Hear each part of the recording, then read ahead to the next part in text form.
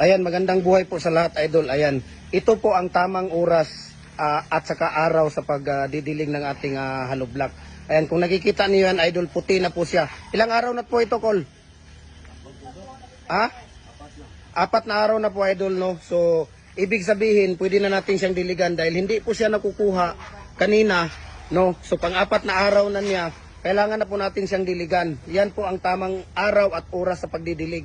Ayan, no? Tingnan mo yung puti na. So, kailangan na natin diligan siya.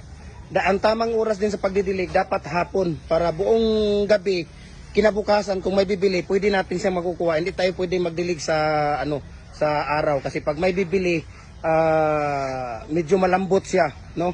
So, ganito, ito ang tamang oras sa ating pagdidilig ng hollow block. No? Dapat hapon siya, alas 5 o alas 6, para buong gabi siyang na-absorb yung tubig at titigas din siya, no, pag nadidiligan natin. Kaya ayan, tingnan natin yan, no, yung mga puti, ganyan lang din ang pagdidilig. Ayan, ano ba yan, Col? Basa talaga? Basain ba talaga siya? Parang mag-season yung Ha? parang mag-season. Ayan, dapat talaga basain ng husto siya para mag-season yung hollow block. Ayan, tingnan mo yun, no, yung mga puti na kailangan ng diligan yon. So, pang-4 na araw na po yan, idol, no, kailangan na po natin diligan siya